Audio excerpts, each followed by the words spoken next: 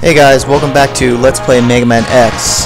For the next stage, I know I'm supposed to be going to Spark Mandrill, but I'm going to be going to Storm Eagle stage, and I'll point out why along the way.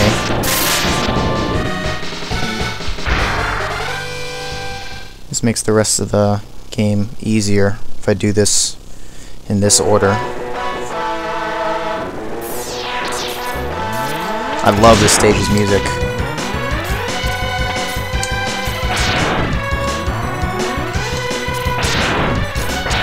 You know a game's music is really good when there's so many remixes and stuff for it on the internet. Grab up there the extra heart. Damn it. Those heart containers, they increase your maximum life by 2 pixels, and there's 1 in every stage, so you've got 8 total.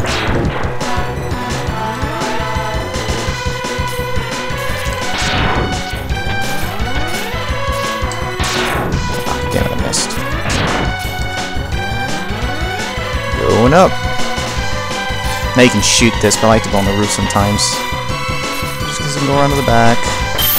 That's an E-tank right there. It's kind of like the, well, it's a sub-tank rather, not a tank. I think I'm playing Mega Man. The sub-tank, it's kind of like the E-tanks if you have to fill it up. But you can use it to gain life back. Although for some reason, when I was testing this earlier, the sub-tanks seem kind of broken. They wouldn't fully heal my life, and I'm not sure why.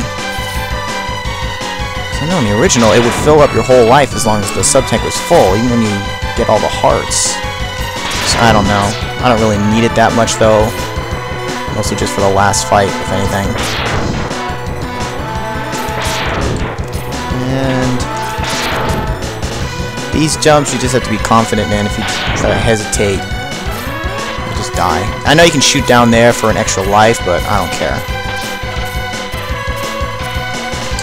And then this part here, I was wondering how I was supposed to get up there. I can't remember if I had the boots yet at that time. No, I think I did have the boots, but all I knew about was dashing. I didn't know that you could mega jump by using it.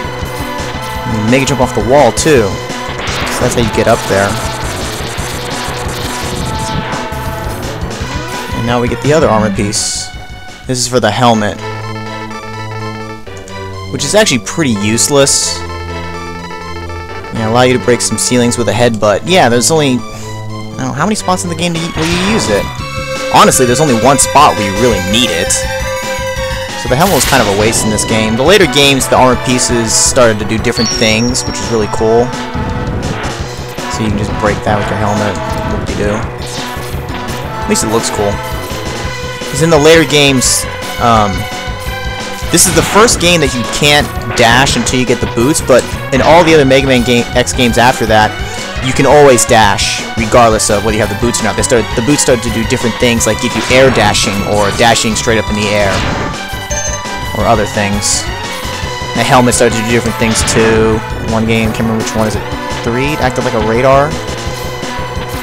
Showed you where items were in the stage, the general location.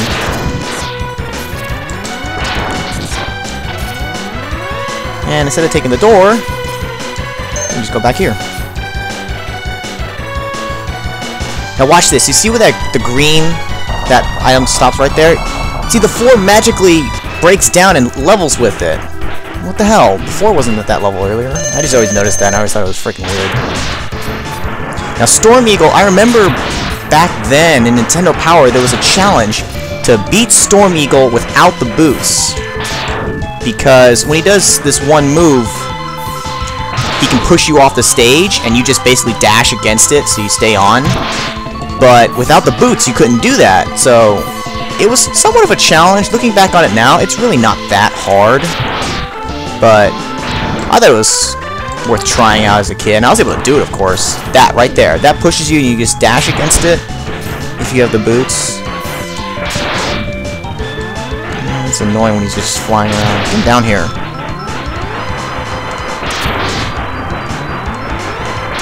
Storm Eagle's also a really easy boss, even without the right weapon. Which is why it's okay to also do it in this order, because he's not any trouble. And you'll have the boots already, so you don't have to worry about falling off. Yeah, come here, I got something for you. See, he's pretty easy.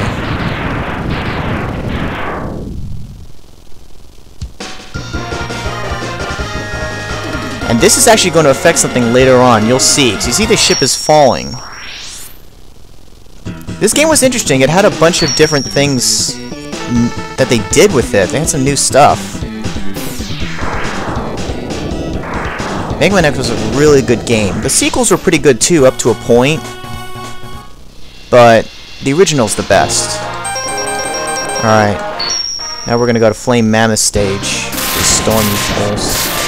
Use Storm Eagle's weapon on him. Now because we beat Chill Penguin earlier, his stage gets affected. You see the snow on the ground? It wouldn't be like that if you came here first before defeating Chill Penguin. And all down here would be lava. So you couldn't come down there. It's like spikes. It instantly kills you. But because we beat Chill Penguin first, this stage gets frozen over, which makes it way easier. Much more convenient. Alright. This part's a bitch. Oh, come on, don't do this to me. Ah, oh, it's gonna do it to me, isn't it? If I lose that other block, it's impossible to get up there. I might have to rewind it just because the thing wouldn't break. Of course. Just for the sake of convenience, we're gonna rewind that. I hate it when it breaks like that. Oh, damn. Or like that.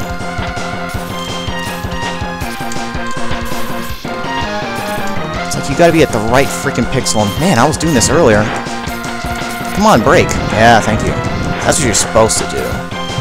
Sometimes you'll catch and then fall. And then this capsule has the cannon upgrade. Yeah, your X-Buster. I called it the Mega Buster earlier. It's the X-Buster, whatever. Fire all types of weapons, yeah. Basically, it increases your charge up, and it allows you also to charge up any of the enemy weapons that you have. And a fully charged shot of that does something different. You can see this cannon change color. And this is also weird. This is the only Mega Man X with a charge was like this. See, it fires a bunch of those pink things. All the other ones later usually just made, you know, like a bigger shot or did something else. This one I always felt kind of weird. It kind of stood out.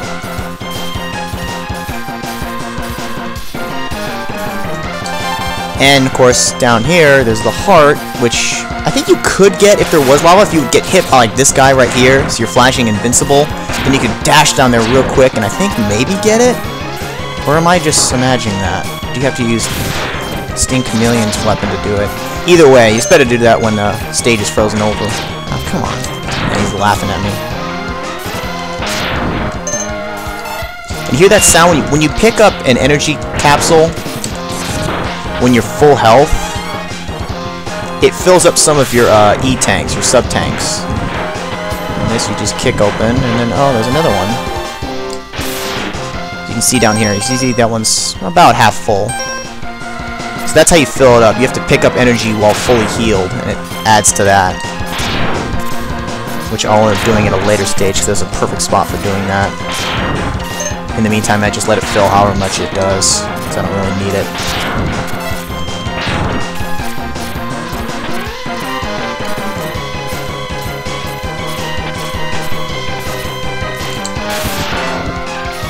And I always wondered if these things would crush you when they fell on top of you.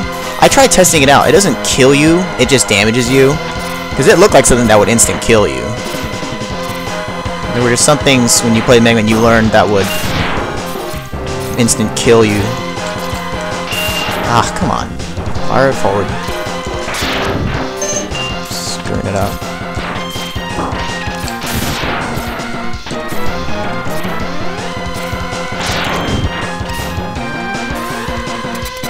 Make it in time. I'm actually going to switch to the weapon. Oh, and thank God for L and R. Lets you change through the weapons quickly. Wish they had that in the original Mega Man.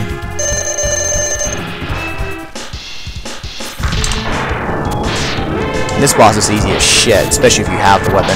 Well, you know, all the bosses are easy if you have the weapon, but it doesn't really do anything special.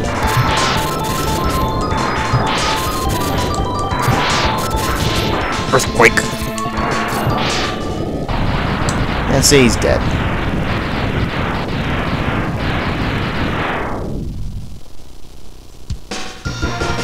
Looks like we'll make it just in time for this one, too. Figure I'll get about 2 stages per video, give or take.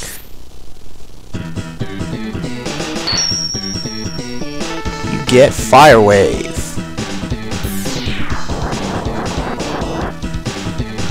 Actually thinking about it now, there's another similar weapon. I think it was in Mega Man and Base. Alright. 2 more bosses down. So in the next one, we're going to be starting off with Spark, Mandrill, and going back in the quote-unquote normal order. So, I'll see you then.